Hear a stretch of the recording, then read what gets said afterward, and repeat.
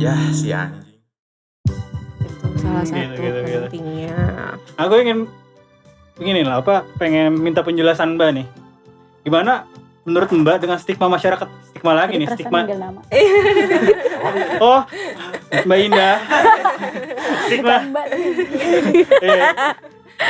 Stigma yang jelek itu kayak mengenai masalah mental health atau psikologis gini dengan kaitannya dengan agama gitu, kayak misalkan lu depresi, lu berarti kurang dekat dengan Tuhan. Itu kan banyak banget nih, apalagi orang-orang tua yang bebal. Kenapa begitu?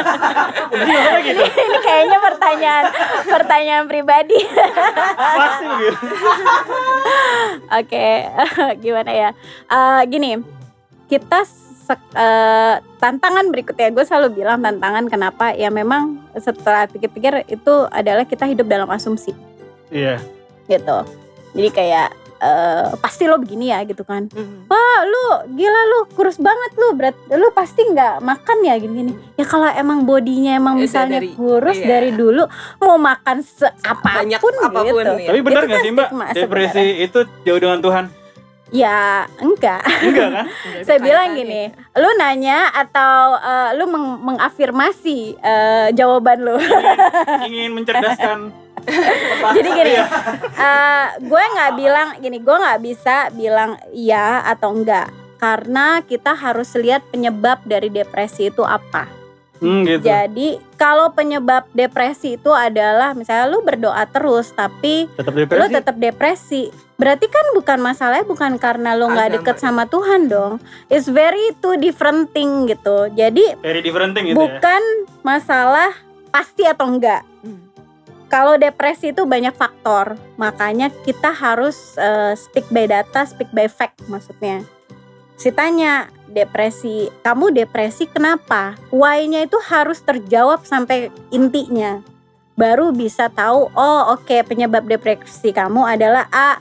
Berarti yang diobatin A gitu loh. Jadi kayak dokter sebenarnya gitu kan. Soalnya takutnya kan kayak misalkan emang dia punya masalah mental illness gitu. Orang tuanya Rukiah jadi keluar tetap depresi, jadi masuk lagi. Bukan begitu kan? Jadi ini soalnya masalah sensitif kalau agama ya. Tapi intinya adalah itu. Jadi kita harus pikir penyebabnya apa dulu gitu loh. Jangan langsung menjudge ya. Pokoknya segala sesuatu itu jangan judge, jangan asumsi. Kalau ini pasti begini, kalau itu pasti begini, nggak ada hal yang pasti kecuali ya lu sama Tuhan yang tahu pasti lo kapan mati, kapan hidup, kapan apa gitu, itu aja. Ya simple aja lah. Bapak-bapak. Oke. Jadi aku tarik. Tadi boleh masukin lagi ya. Mohon maaf. Oke, ini aku ada pertanyaan lanjut nih Mbak. Ada pakem kapan atau tempat tepat di umur berapa karakter seseorang bisa menjadi dewasa? Pertanyaan dia tuh Mbak. Oke. Seru. Wih, bicara tentang kedewasaan. Jawabannya adalah tidak ada pakemnya. So ada perbedaan antara aging gitu ya, age dan mature. Kalau Inggrisnya kan ya usia. Kalau kita bahasa Indonesia usia gitu, dewasa gitu kan. Usia. Jadi ada istilah aging sama maturity. Kalau kita bicara kedewasaan, aging itu adalah berhubungan dengan biologis. Ya lu aging keriputan, tanda-tandanya. Terus habis itu ya kulitnya makin agak lebih gelap gitu kan. Secara fisik kita bisa lihat gitu ya. Itu emosional kalau mulai berontak. Tapi gak selalu. Nah kalau kita bicara maturity, bisa umur berapapun ada dalam level of maturity yang berbeda. Misalnya kalau misalnya remaja, lo dibilang ini remaja dewasa banget ya misalnya gitu. Dia mungkin di antara teman-temannya lebih bisa memahami dan lebih bisa menghadapi beberapa permasalahan-permasalahan yang dianggap berat gitu kan. Mungkin gitu, misalnya stres belajar gitu, yang lainnya udah pada give up tapi dia tetap jalan terus. Nah tingkat maturity-nya dilihat dari mana, rasa tanggung jawabnya dia bahwa ini dia disekolahin, berarti dia harus bisa berprestasi dengan baik misalnya gitu. Nah jadi kalau maturity itu ya kita lihat dari situ, bisa dibangunnya dari apa ya, dari lingkungan gitu. Dari lingkungan, cara dia yang hubungannya dengan mental illness adalah cara dia menghadapi segala macam tantangan dalam hidup gitu. Oh, Itu berarti dia. Kalau kehidupannya keras itu otomatis biasanya materinya tingkatnya tinggi ya. Belum tentu. Kehidupannya Akan keras. produknya jadi apa nih? Ibaratnya produk kita jadi gimana? Kalau misalnya produk kayak dia, misalnya gue dapet kehidupan yang sangat keras, terus dia akhirnya Lamping gitu. ujung-ujungnya mungkin juga jadi nggak bagus gitu ya, nggak baik lah orangnya. Ya maturity-nya mungkin kita nggak bisa bilang rendah sih gitu kan. Tapi kita harus tahu ujungnya apa gitu. Terus kalau misalnya ada juga kok yang hidupnya gampang gitu kan, tapi dia juga tingkat maturity-nya tinggi. Karena mungkin dia banyak bersosialisasi dengan banyak orang gitu. Jadi dia bisa kenal karakter satu dengan yang lain, dia bisa mengerti gitu kan. Oh, si A begini gitu Lebih kan. open minded Iya, juga kali ya. Gitu. Jadi faktornya banyak, baik dari lingkungan, dari sosial, dari self development. Mungkin dia senang baca gitu kan. Gimana caranya mengasupi dirinya dia dengan bacaan-bacaan yang positif misalnya gitu. Berarti lingkungan sekitar juga sangat mendukung untuk kesehatan mental ya. Iya, pasti Sangat penting ya. gitu.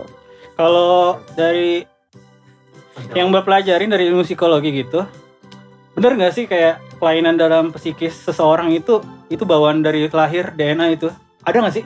Oh, oke. Kemarin saya sempat, yang terakhir adalah ada penelitian di Scotland, dimuat di American Journal of Human Genetics gitu. Jadi emang ada penelitiannya gitu ya, bahwa gen itu bisa mempengaruhi molekul lemak pada otak sehingga bisa mempengaruhi kesehatan mental seseorang. Gitu. Let's say kayak misalnya dia ada kelainan di otaknya dia, sehingga nerve syaraf syaraf itu jadi terganggu. Gitu. Syaraf terganggu itu kan macam-macam nih. Gitu kan, ada yang ya ujungnya adalah misalnya dia jadi schizofren. Oh ya. Gitu. Schizofren adalah penyakit mental yang parah gitu loh. Gitu. Bentuknya beda-beda gitu kan. Ada yang ya bahkan juga misalnya ada psikopat. Misalnya dia ngerasa ngebunuh orang misalnya gitu ya. Tapi dia nggak ngerasa apa-apa. Santai. Gitu. Jadi Dingin itu aja berarti gitu ada ya.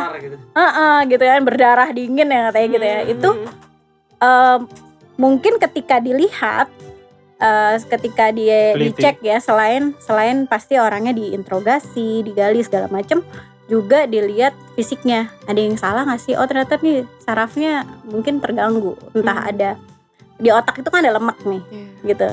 Jadi entah lemaknya kebanyakan menyumbat segala sesuatu, itu bisa gitu. Oh gitu, ada kelainan. Bukan setiap orang itu pasti masing-masing membawa berapa persennya itu kelainan. Tinggal apa triggernya aja. Enggak, kalau tadi kan lu tanya soal itu ada faktor genetik atau enggak gitu kan. Ya ada, bisa turunan ada gitu. Kayak contohnya beberapa artis gitu. Beberapa artis tuh misalnya ingat nggak waktu dulu Marshanda? Iya. Marshanda juga itu adalah di kelas gue di Atma. Itu dia juga ada beberapa yang dia tuh depresi berat waktu itu gitu, terhadap suatu kondisi yang dia nggak bisa, ibaratnya gue udah nggak bisa kontrol banget nih gitu kan. Akhirnya bikin video gitu. Tapi ya syukurlah, alhamdulillah gue dengar udah dia sudah baik ya. Sudah membaik karena dia dengan profesional gitu. Terus juga ada kalau nggak salah kalau dulu Atik Sibi ya gitu. Kalau dulu pernah denger sih gitu ya, Atik Sibi dia juga ternyata ada keluarganya yang dibilang sakit mental karena faktor fisik gitu. Nah kayak gitu. Terus ya ada beberapa lagi sih, misalnya yang di luar negeri juga ada. Jadi memang itu bisa menurun. Tapi bentuknya ya? Bentuk dari sakit mentalnya itu bisa macam-macam. Gitu. Soalnya aku juga pernah ada teman kayak gitu, bipolar, didiagnosa sama psikolognya, ternyata orang tuanya juga ya bipolar. ada, memang ada. Memang ada orang tuanya ini ya kata ke saya mau mengakui. Iya, itu Itu dia. kan berat Itu yang bikin berat adalah karena mungkin misalnya si anak misalnya dia lebih educated gitu kan Iya. ya. Orang tuanya mungkin ya ajaran lama gitu ya. Terus apalagi bipolar Konserv pula. banget. Udah nih gitu kan, parah banget ya. Itu benar-benar si anak ini harus berusaha keras minta bantuan profesional untuk bisa mendekati orang tuanya gitu. Itu perlu memang benar-benar harus profesional yang Dan yang akhirnya- melakukan. Dan akhirnya dia juga ya berdamai aja, mau gimana lagi. Orang kayak begitu. Itu dia. Mm-mm. Atau yang bisa dibilang pernah lihat orang gitu kan kayak tiba-tiba melakukan gerakan yang nggak disadari, misalnya dia gitu. Nah, ya, I know. Itu kayak OCD gitu kan sih? Bukan, itu bukan OCD, itu sindrom Tourette. Sendam tuh.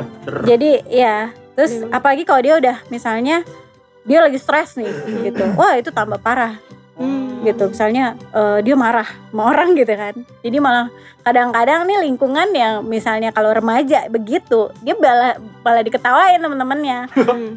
Ya gue pernah dengar gitu, misalnya Itu dia lagi kesel marah sama temennya, dia begitu sambil gitu kan, itu gitu-gitu, parah. tambah itu Tambah tambah dibully, intensitasnya tambah jadi gitu, tambah dibully dia. Tapi itu untung mamanya lihat waktu itu, akhirnya si anaknya kan juga dibantu dan dipisahkan dulu dari lingkungan yang, nah karena kan lingkungan itu dia begitu kan pikirnya ya nggak tahu kan itu Iya, apaan iya. gitu kan, lo nggak tahu itu Iya, apaan, bener. pikirnya nih anak kan Orang menjadi-jadi. juga pasti nahan.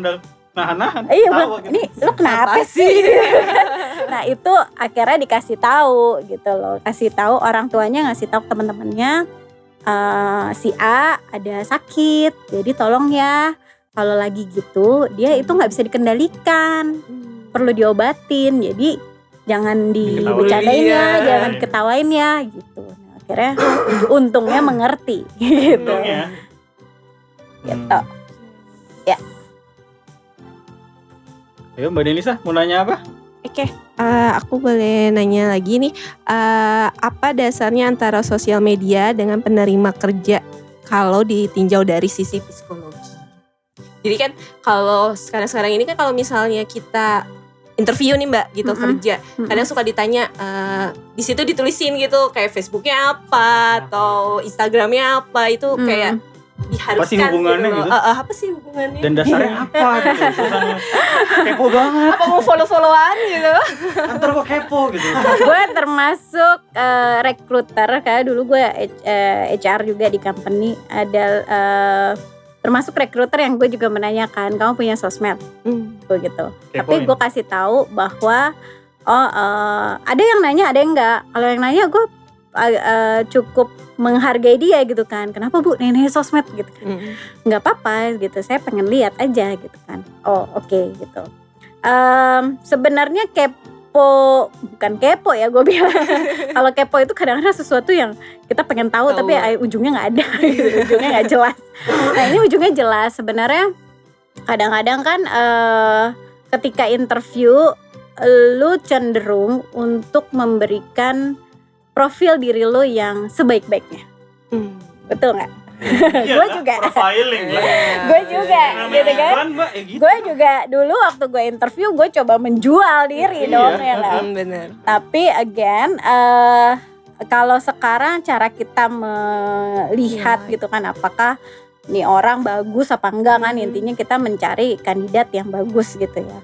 Tapi gue bilang kandidat itu yang tepat gitu loh. Dan kenapa ngelihat ke sosmednya, kadang-kadang kan ada sesuatu yang dia nggak ceritain. Nah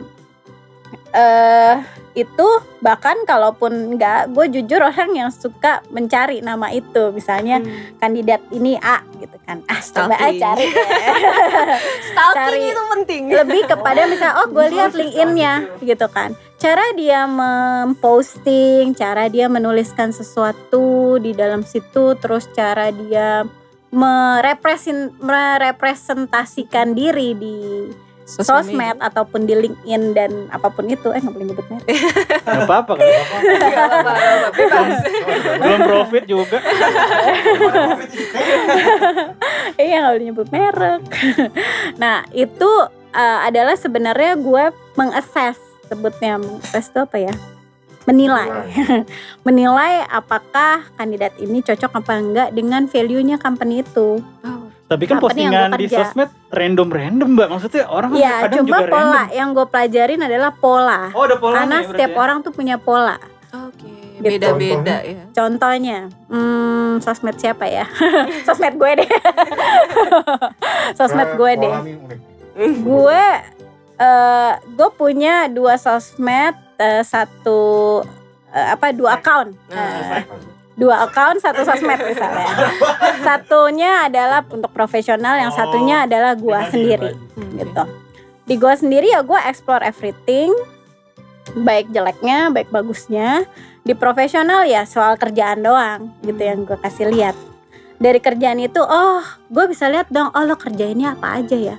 Terus misalnya nih, ada lagi kandidat, misalnya kita mau cari sales deh, lebih enak. Sales itu kan dia harus jualan produk gitu kan. Terus dan kita juga mungkin tuntutan dari perusahaan adalah lo bukan cuma jual, tapi lo bisa upselling nggak gitu kan. Bisa menjual satu produk tuh menjadi bagus yang tadinya ini deh gitu kan, air mineral gitu kan. Lo beli deh, ya udah, oke, gue beli 1. Nah, lo bisa mengemas itu dengan lebih ini nggak? Tahu nggak kalau lo belinya 5 karung, lo dapat gini. Nah, itu cara gue ngeliat kayak gitu kan, dia mungkin ngomong kan, ya mungkin ngomong aja, saya bisa jual segini gini. Gue lihat gitu, ternyata sosmednya dia relevan nih, dia seneng banget jual barang orang, gitu kan. Apa-apa tuh kadang-kadang kan kita nggak berusaha endorse, cuma kadang kan suka kayak gue foto-foto gitu kan, makan nih makanan enak banget nih, by siapa gitu kan. Nah itu gue lihat pola, gitu kan. Oh iya, nih anak emang suka jualan gitu loh. Seirit ya. Jadi tanpa sadar yang lo post, gue bisa nangkep lo kayak apa orangnya, gitu loh. Ada namanya itu, hati-hati. Tapi again ya, gue nggak menjudge. Gue hanya melihat pola dari situ. Mungkin bisa benar, mungkin enggak. Jadi dibilang validitasnya pasti nggak selalu bisa 100%. Tapi gue predik, nih anak begini. Atau misalnya, nih anak kok waktu interview ngomongnya malu-malu ya. Di sosmednya keren banget, dia adventurer. Terus dia ada IGTV-nya banyak, dia ngomong pokoknya dan sorotnya pasti ke muka mulu gitu kan. Jadi supaya dia kayak diketahui, di situ mungkin dia sesuatu hal yang berhubungan dengan ini dia bisa lebih explore, lebih ngomong gitu kan. Baik lagi misalnya orang bilang dia introvert atau extrovert, bisa dua-duanya. Oke, kalau gitu, kalau dia pendiam, gue butuh orang yang lebih bagus. Misalnya dia sebenarnya bagus cuma dia pendiam, gue ambil deh. Ya tinggal dikasih stimulus aja apa gitu kan. Lo suka jalan ya? Ayo jalan gitu. Makanya banyak dulu kan gue ngerjain handle MT dan gue bagian jadi badinya gitu. Badinya para MT ini. Jadi kayak maminya anak-anak lah gitu kan. Jadi udah yang demen ngopi yuk sama gue gitu kan. Kita ngopi itu gue bukan ngobrol doang ya. Di dalam di waktu kerja. Tapi gue mereview kerjaan mereka, tapi cara gue ngopi. Kita ngopi aja yuk di bawah. Ngapain mbak? Ini kan jam kerja. Udah gak apa-apa, kayak gitu. Karena gue itu dia lebih terbuka ngomongnya dibandingkan gue masukin ruangan. Lo kerjain apa aja? Tegang kan lo gitu kan. Kayak waduh gue diperiksa nih gitu kan. Yang ngomongin gitu. Introvert, extrovert itu mbak, bukan nanya lebih baik mana ya. Maksudnya ada syarat gak untuk introvert tuh, kamu tuh sebaiknya gimana atau extrovert sebaiknya gimana gitu? Kita harus tahu dulu dia introvertnya kenapa. Ada penyebabnya? Ada. Gitu. Jadi kalau emang udah kebiasaan aja gitu. Ya. Iya benar. Kebiasaan bawaan. Dia kan ya dia bisa misalnya supaya intinya gini, kalau lu merasa introvert itu nggak nyaman dan lu pengen ngubah menjadi extrovert, ya udah kita akan pikirin solusinya. Sosialisasi lah banyak ketemu orang tiap hari misalnya gitu kan. Cobalah ngomong, cobalah merepresentasikan diri lo. Kenapa lo introvert? Karena mungkin sebelumnya kalau tiap kali gue ngomong di forum gitu kan, gue diketawain. Nggak dianggap. Nah itu kan berarti dia introvert karena kondisi itu kan bisa diubah. Oh ya udah ngomong aja, aduh kok nggak bisa deh, nggak enak deh gitu kan. Ya udah harus ditemenin, harus ada temen yang bawel gitu kan, gue bilang dengerin dong temennya ngomong gitu. Harus disupport ya. Iya gitu, jadi butuh support itu. Kalau merasa gue merasa nggak nyaman nih, gue introvert. Ada orang yang ngerasa nyaman kok dengan introvert. Aku nyaman jadi introvert.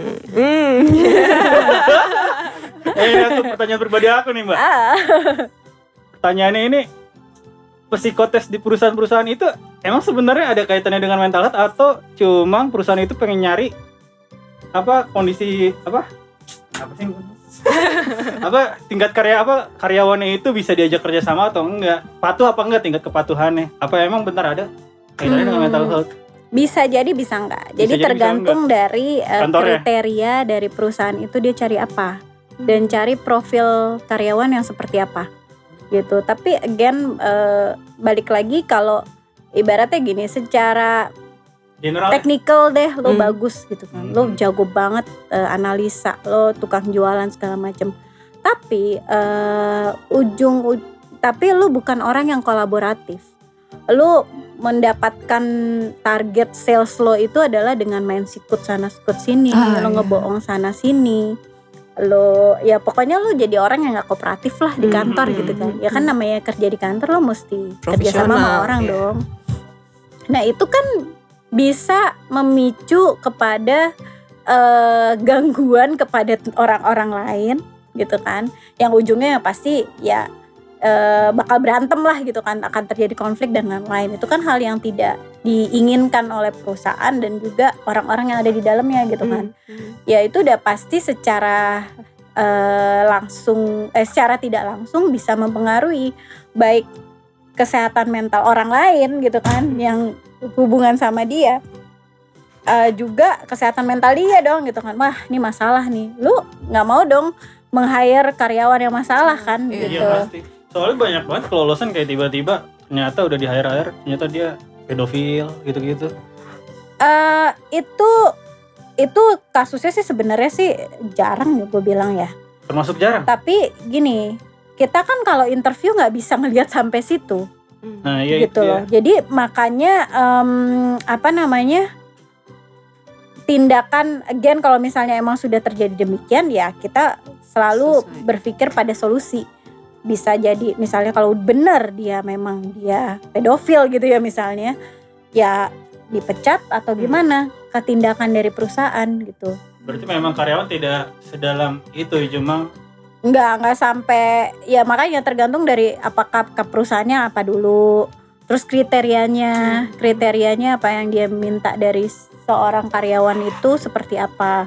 Semakin detail ya semakin bagus dan lo bisa dapetin karyawan yang tepat di dalam perusahaan. Tapi kalau enggak ya dapetnya yang aneh-aneh gitu. Dan itu bisa ya salah satunya misalnya dia ada juga yang nggak punya sosmed sama sekali, itu yang kadang kan susah. Hari gini umur segini nggak punya sosmed, nggak punya ini, kita trace nggak ada, nggak ada namanya gitu kan.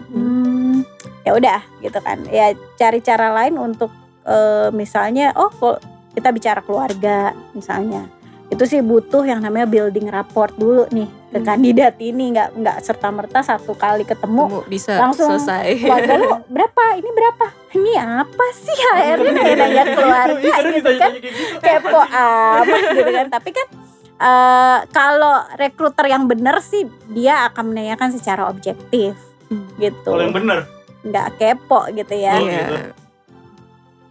Ayo rekruter dengerin. Ada tanyaan? Paling aku mau nanya ini nih Mbak, secara umum sih, kalau misalnya kita udah tahu nih lingkungan kita kayak kurang baik gitu, kita udah mendeteksi, oke nih gue di lingkungan ini kurang baik nih, gue pengen cabut gitu dari lingkungan itu. Cuman kan ada sisi yang gak enaknya sama temen gitu loh, kayak kita jadi menjauh, terus kita dibilang kok lu sombong sih gitu, udah berubah nih gini-gini. Itu kita ngasih kayak penjelasan atau kayak pengertian ke teman kita tuh gimana ya Mbak ya gitu. Karena kita sadar lingkungan itu kurang baik gitu. Misalnya lingkungan kurang baiknya apa nih? Apakah di antara rame-rame ini misalnya satu yang dia sangat negatif lah orangnya, misalnya dia suka kita lagi ngomong apa dia ngebandingin, ih lu kok begini sih, gue nggak begini secara, gitu kan. Dalam pertemanan sih kita lihat dari kedekatan juga ya. Ya biasanya kalau kita bilang sebagai teman itu kita bisa punya keterbukaan nih, gitu kan, keterbukaan di situ. Kan nggak mungkin lu tiba-tiba menghilang. Lu sampaikan dulu gitu kan. Gue boleh nggak gue ngomong sesuatu. Jadi ibaratnya kalau istilahnya trespassing itu adalah ngomong, lu merasa misalnya lu merasa dengan semua, lu ngerasa negatif itu dengan semua atau dengan beberapa orang. Kalau dengan beberapa orang ya tariklah beberapa orang itu, gue ada mau ngobrol nih gitu kan, gue ada mau, atau misalnya gue mau sharing gitu. Sharing kan lebih kita menempatkan diri sejajar ya, gitu kan. Nggak gue mau ngajarin atau gue mau bilangin lo, kan nggak enak gitu. Gue mau sharing nih suatu kan lo pada temen gue, enak dong. Lo harus menghargai orang itu sebut walaupun orang itu nyebelin buat lo misalnya, karena lo pengen ngomong sesuatu yang serius jujur gitu.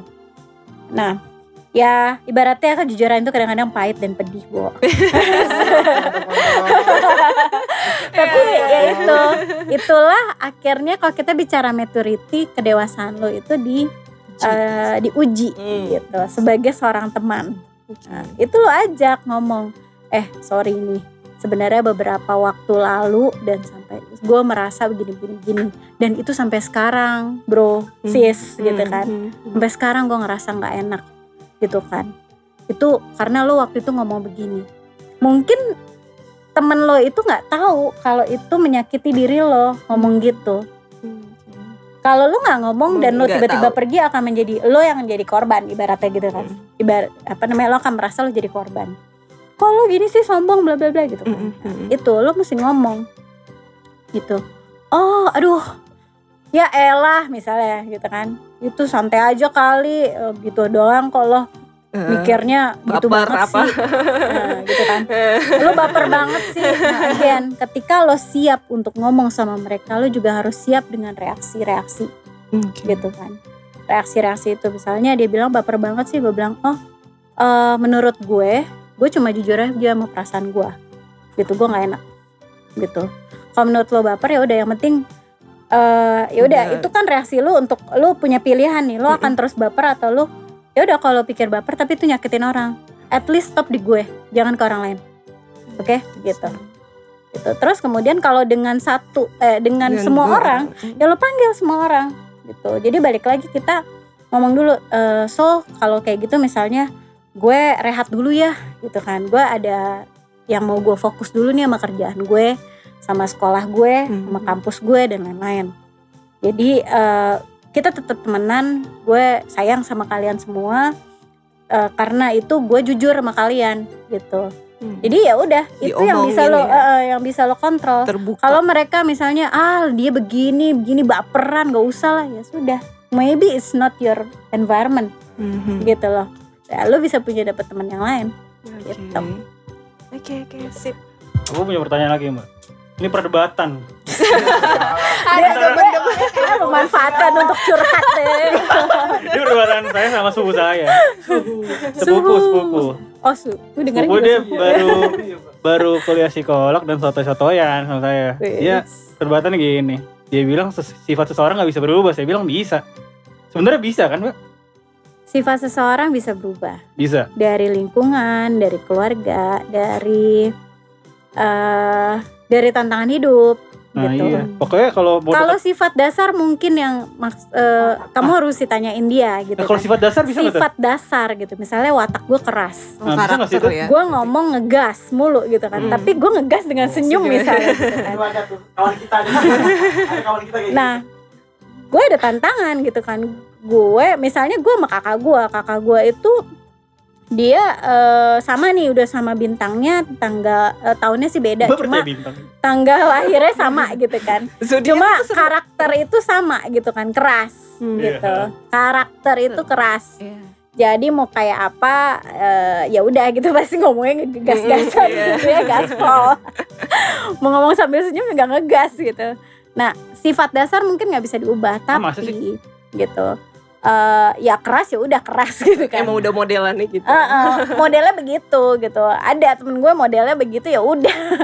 Tapi again kita kan nggak bisa ngejudge orang dari hanya misalnya sifat jeleknya aja gitu kan. Mungkin setiap orang kan pasti ada sifat buruk, plus minusnya lah, baik dan dia dibilang baik dan buruk lah gitu kan misalnya. Nah itu yang tinggal gimana kita manage satu sama lain gitu sih. Dibilang sifat bisa berubah ya bisa gitu kan, it depends on the person. Bisa ya, jadi bisa. Saudaraku dengar itu. Sifat dasar nggak bisa coy. Bisa. Sifat dasar, karakter dasar ya susah gitu kan. Karakternya yang susah. Sifatnya. Kalau gue percaya. Misalnya dia karakternya keras tadi gitu kan, disuruh lu tuh ngomong keras dan direct itu ngomong langsung ya. Ngomong langsung, belak-belakan gitu kan, nggak suka dia bilang, suka dioceh semuanya, dioceh semuanya. Itu tapi misalnya lu kayak gitu diubah dong, ngomongnya kayak orang etnis tertentu lah gitu kan, ini dong yang lembut segala macem gitu kan. Kalau kenapa mesti tanya kenapa? Oh karena itu mungkin kalau ngomong sama si ini atau ngomong dengan sekelompok orang ini tuh nggak bisa kayak gitu kan. Nah again mungkin sifat dasarnya dia keras, tapi dia dengan lingkungan di situ dan mungkin tujuannya adalah sesuatu yang baik, dia bisa coba untuk oke deh gue coba gitu kan. Tapi sifat aslinya bener oh ini jelek. Lo nggak bisa kan ngomong itu jelek gitu kayak di depan orang banyak. Ini sih sebenarnya begini, tapi akan lebih baik begini. Diperhalus gitu. Ya omongannya. Itu kan ya makanya again gue bilang sifat dasar itu nggak berubah, tapi ketika lu ada dalam lingkungan yang lu menuntut lu untuk ya lu ditempatkan di seperti itu ya kayak gue misalnya konsultan, gue direct gitu kan ngomong, tapi misal gue ngomong sama institusi tertentu gitu, misalnya pemerintahan gitu, nggak bisa dong gue ngomong sedirect yang ini, tapi tujuannya yang penting sama gitu. Bisa berubah. Kalau gue sih percaya sifat orang bisa berubah kalau dekat dengan kematian Jo. Bisa. Itu horor aja. Itu di luar konteks. Kalau nggak lagi mati suri, tiar. Lagi berubah sifatnya. Jangan nunggu mati dulu baru berubah. Oke. Aku ini Mbak minta tips untuk misalkan ada orang yang nggak punya kemampuan atau kemampuannya kecil lah untuk mental health untuk mentalnya dibilang lemah lah. Punya gak sih tips-tipsnya itu untuk menguatkan mental? Wih, menguatkan mental dia kayak dicengin terus-menerus sama saya. Kamu. Tipsnya adalah kontrol diri kamu sebisa mungkin. Gue bilang sebisa mungkin kan tiap orang punya kemampuan yang berbeda-beda dalam mengontrol diri. Kontrol itu. Kontrol. Bawah ya, kontrol. Kontrol diri, self control. Jadi terus juga harus jujur sama diri sendiri. Lu nggak enak, lu bete, itu lu nggak suka. Gitu jujur kan. sama diri sendiri. Ibaratnya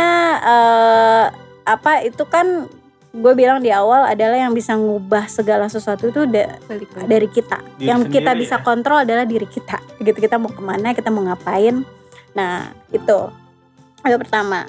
Terus yang kedua selalu berusaha berpikir dan melakukan hal yang baik dan positif gitu. Lo bisa baca lah dari mana-mana. Lo bilang aduh soalnya lingkungan gue negatif banget. Nah again gitu kan. Lingkungan lo negatif, kalau lo bisa keluar dari situ bagus, tapi kalau lo tidak bisa lakukan itu lo harus mengidentifikasi solusi-solusi gitu.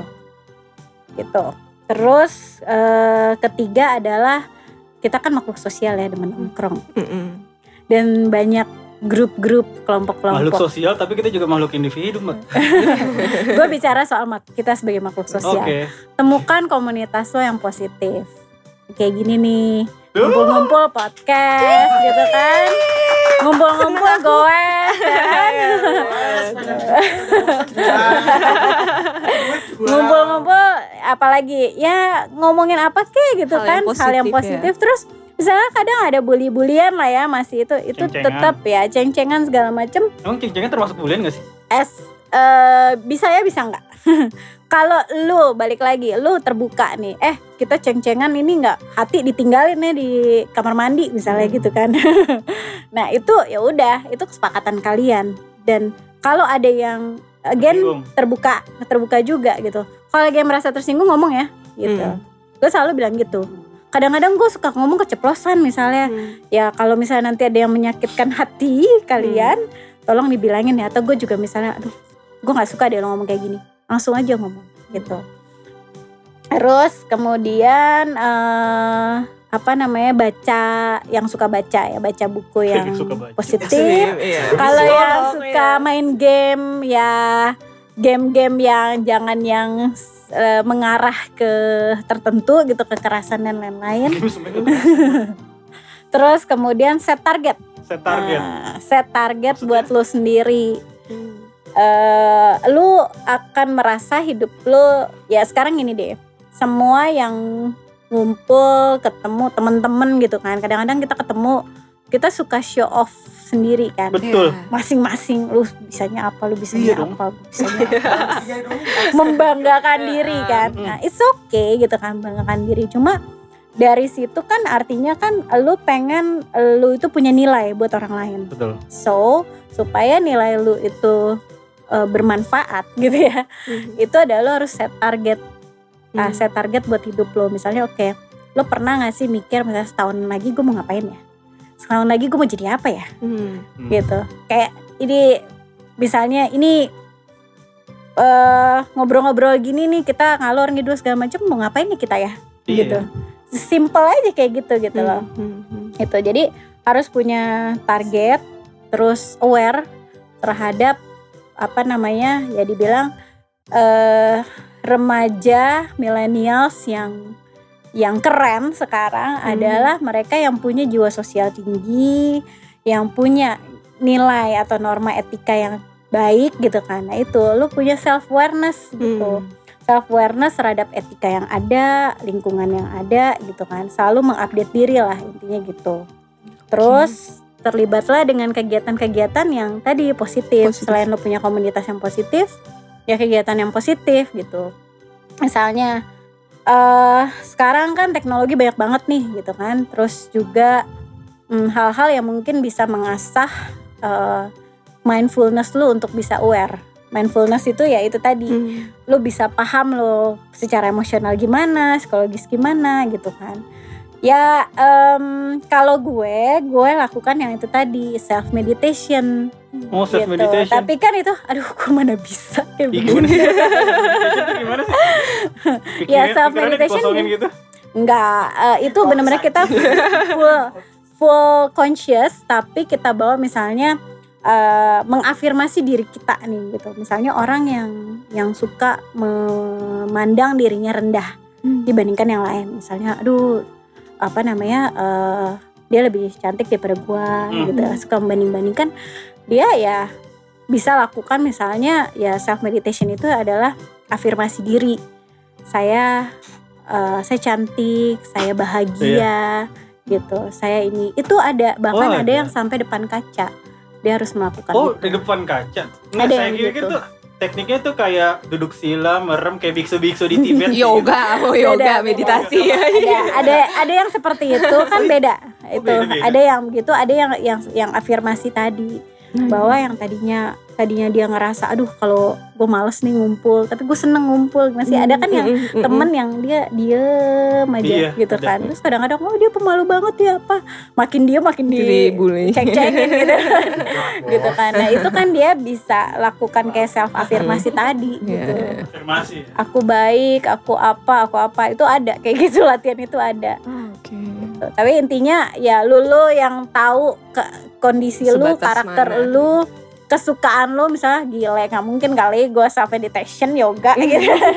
Ya apa gitu kan, yang lo bisa banyak banget sekarang ya sepedaan itu gitu kan, nonton konser bareng. Atau kan kalau sekarang konser kita bisa dengerin di sini. Gue termasuk suka di EDM juga gitu kan. Udah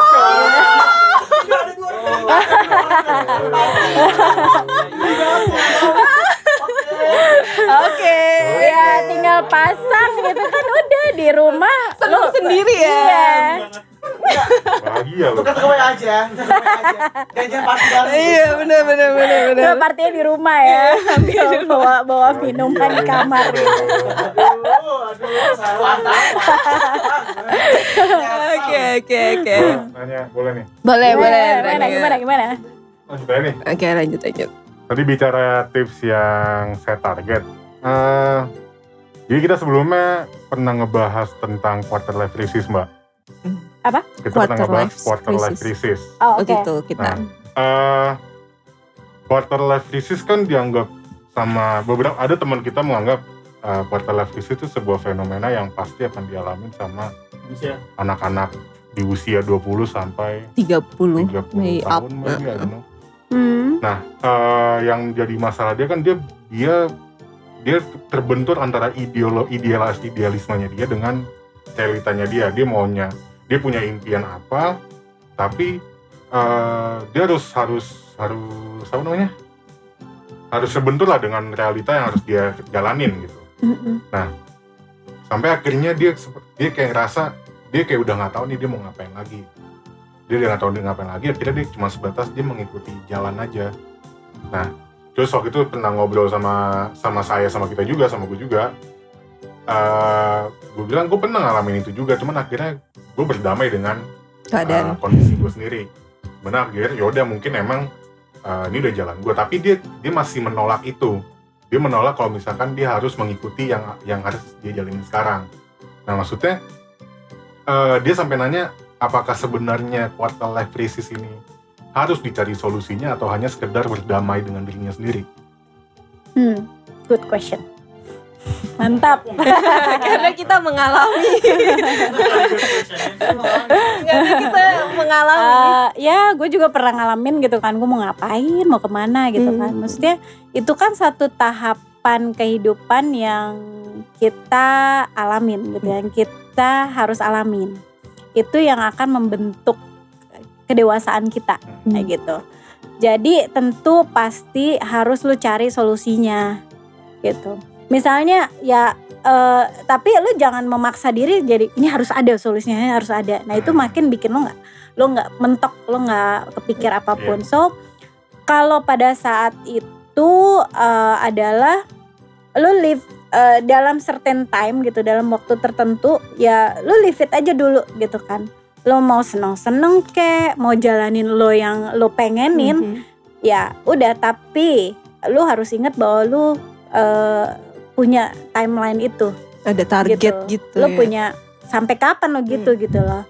Jadi jangan sampai lupa di situ gitu kan. Ya terlepas lo ngerti, oh ini gue lagi quarter life crisis gitu kan. Gak mungkin dong tiba-tiba lo aware begitu, tapi di satu titik lo ngerasa lo bingung mau kemana gitu kan. Semua orang alamin, gue juga pernah ngalamin. Itu balik lagi ya, do whatever you want to do. Itu ya lo seneng ngapain karena kan ya waktu nggak bisa ditarik nih, nggak bisa balik gitu kan. Udah, tapi habis itu adalah lo nggak bisa dong kan, life must go on dong gitu kan. Yes. Ibaratnya paling gampangnya lo punya mungkin punya keluarga, punya orang tua yang lo harus nafkain atau bukan nafkain ya, mungkin penuhin apa namanya ya lo, dan lo harus menghidupi diri lo sendiri lah intinya gitu kan. Jangan pikirin orang lain dulu. Iya ya, gue makan gimana ya, ntar kalau misalnya gue ibaratnya gue nggak kerja, whatever itu kerja atau bisnis, gue nggak bisa makan dong gitu kan. Gimana kalau ini kayak setiap orang kan nggak ada yang mau ada di dalam taraf hidup yang rendah kan gitu kan maksudnya. Jadi pada saat itu lo bisa di satu titik lo memikirkan lo mau tujuan lo mau ngapain. Kalau lo perlu untuk consult gitu, consultnya bukan harus dengan profesional tapi misalnya dengan teman, misalnya teman se-peer ini deh gitu kan. Gue tuh ya ngobrol-ngobrol aja, gue kagak tahu mau ngapain lo gimana, kepikir nggak 1-2 tahun lagi gitu. Gue dulu waktu gue bahkan waktu gue sekolah, gue tiba-tiba nyeletuk aja ngobrol sama teman gue, 5 tahun lagi mau ngapain ya gitu, nyantai. Sebenarnya kenapa gue ngomong kayak gini ya, gue sendiri nggak tahu mau ngapain gitu. Iya benar. Terus ya Random aja. temen gue nggak tahu mau ngapain. Tapi sampai dia saat ini dia adalah pebisnis cewek. Kita juga ada dalam satu komunitas womanpreneur. Itu dia selalu ngomong dimanapun juga, ada gue atau nggak ada gue, dia bilang orang yang menginspirasi adalah gue. Gue bilang kenapa gitu kan? Ngomong tadi. Gue bilang iya, dia soalnya teman gue paling aneh. Dia bilang gitu. Dulu nanya 5 tahun lagi lo mau ngapain? Ternyata dia mikirin. Ternyata dia mikirin dan itu. Dia ya gue bilang taraf hidupnya dia lebih tinggi dari gue sekarang. Gitu. Dia akhirnya set target dan iya gue bilang oh gitu ya. Gue juga gitu kan. Oh ya, gue juga terima kasih. Dari situ gue juga belajar sesuatu. Nah, timing itu kita gak bisa atur. Tapi gue yakin setiap orang dari kita tuh punya kesadaran untuk oke, gue harus stop yang ini. Gue harus mikirin ke depannya gue mau ngapain gitu kan. Entah itu gue kerja kantoran aja deh gitu kan. Atau gue bilang pasti gak ada yang aja gitu kan. Gak ada istilah yang aja. Kerja kantoran pun berat gitu kan, karena kita hubungannya sama bos gitu kan, bosnya juga nggak tahu, harus sama teman, sama supplier, sama customer dan whatever itu gitu kan. Semua tahap kehidupan pasti ada challenge-nya gitu kan. Jadi apapun pilihan yang kita pilih, kita pikirin. Jadi ya tips gue kalau ngadepin kayak gitu, kita biasain untuk nulis ya. Gue menulis gitu loh. Gue nggak tahu mau ngapain, gue tulis. Gue nggak tahu mau ngapain. Dari kita nulis tuh otak kita tuh diajarin untuk mikir. Dari situ nggak tahu mau ngapain. Besok lo buka iseng nyoret tadi kertas, tadi buku. Itu lo akhirnya misalnya setiap orang punya keinginan. Gue believe gitu. Mau keinginan lo barang atau apapun. Terus gue pengen punya rumah daerah Pondok Indah harga 30 miliar. Gitu misalnya. Oke, nah dari situ nggak mungkin coret. Kadang kan gitu kan. Mungkin nggak ya gitu. Ada kok yang bisa.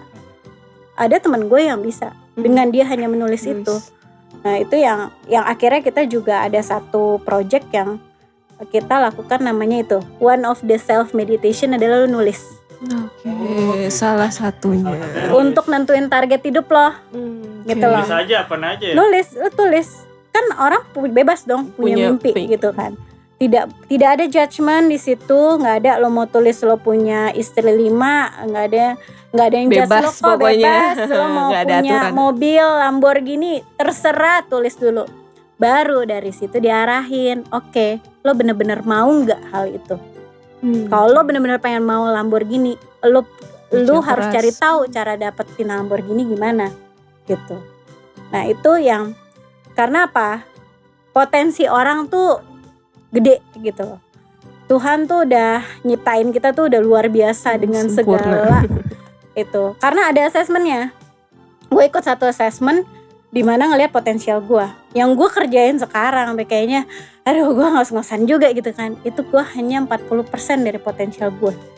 Begitu gue lihat itu, gila, gue mesti 60%-nya harus gue kejar.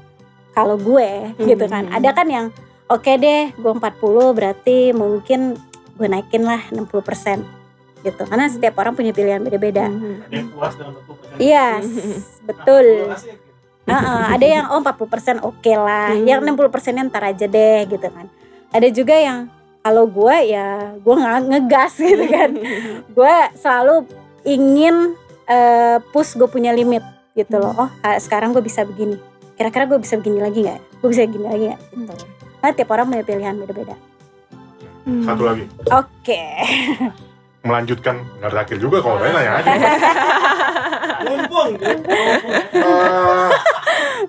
Lanjutkan tadi yang quarter life crisis tadi. Kan tadi kan kalau gue nanya kita harus cari solusi atau kita malah berdamai. Ya. Mungkin nggak sih kalau misalkan berdamai itu pun juga adalah solusi? Bisa. Mungkin gitu. Berdamai, tapi ketika lo berdamai itu kan kayak first step-nya. Oke, gue berdamai dengan kondisi gue saat ini. Gue gak tahu mau ngapain gitu kan. Nah, setelah lo berasa berdamai dengan itu, lo akan kepikir hal-hal lain yang lo pengen lakukan. gitu. Jadi kalau lo nggak berdamai, lo terus konflik, aduh gue nggak tahu nih mau ngapain, kelok gitu. Karena kayak apa sih, otak mentok gitu loh, kelok gitu loh. Karena lu menutup segala sesuatu, tapi begitu lo udah oke, gue rilis kan, berdamai dengan diri kan, gue rilis, ya udah besok gue mau ngapain ya, besok gue mau lele aja seharian, udah just do it seharian, lele kayak ngapain. Nah ketika lo berdamai dan lo menikmati kondisi lo begitu, tiba-tiba lo akan kepikir, iya ya, gue pengen ini, gue pengen itu gitu. Jadi terbuka ya. Iya, relax dulu, santuy. Oke, sip. Ada yang mau bertanya lagi? Udah cukup. Karena sendiri mau nanya. Japri langsung kayaknya. Karena terbentur waktu ya. Sebenarnya banyak banget loh, saya mau nanya Bang. Banyak lagi, cuma kebentur waktu. Banyak banget cuy. Ini tema gue banget. Jadi curhat. Mau WA-nya. Ya, so kalau yang pendengar, kalau yang mau curhat bisa aja ke Mbak Indah ya. Follow IG-nya tadi tuh. Follow IG-nya tadi. Puter lagi. Menit keberapa tuh? Di awal-awal, bener. Operator jam berapa operator? Jam berapa jam? 1 jam 20. Wih, luar biasa. Sebenarnya masih bisa panjang lagi, cuma nggak bisa. Nggak bisa lah. Udah cukup. Ingat lah dia lah. Gue inget sama gue inget. Oh ya, kita juga dari teman satu komplek ada teman kita yang buat film yang mau nonton premier. Aduh, ini udah. Udah, cukup. Gak Gak berasa kan? Kan gue lupa mau promoin lagi. Kita mau premier di Ales Cafe tanggal 19 ya. Film apa? Film ada deh. Ada deh. Harus sama El director ya. Gue mah apa di sini? Gue cuma editor. Son doang. Gue ada. Gak ada apa-apa sih. Terus kalau yang mau ngumpul-ngumpul atau punya cerita bisa ke IG teman satu komplek. Kalau mau ngumpul langsung kita biasanya di warung balap. Depan warung balap tuh di mana? Iya, ini mau gue jelasin. Itu warung balap di depan Masjid Miftahul Jannah. Jadi kalau kalian di sana ada mobil van putih, remang-remang, mencurigakan, tenang, itu cuma jual kopi sama minum-minum. Kita di situ nongkrong-nongkrong doang. Jadi ya segitu aja. Kalau mau konsuling. Kan tadi udah ya, kalau mau konsul saya ulangin lagi. IG-nya apa? Trisein. Trise pakai T, TRISEIND. Nah, follow ya, DM dia. Follow, konsultasi, jangan goda. Ntar gue. Soalnya orangnya asik banget. Kayak beng-beng. Mbak Indahnya cantik. Oke. Oke, segitu aja ya guys ya. Dadah. Terima kasih dulu. Iya, makasih Mbak Indah. Udah mau jadi narasumber kita. Lain kali kita ngobrol-ngobrol lagi, Mbak. Sip. Aku punya tema yang Pokoknya tinggal suguhin makanan yang enak-enak. Oh, tenang. Ada sponsornya ya itu ya. Oke. Segitu aja ya teman-teman. Dadah. Yo, bye-bye. Dadah.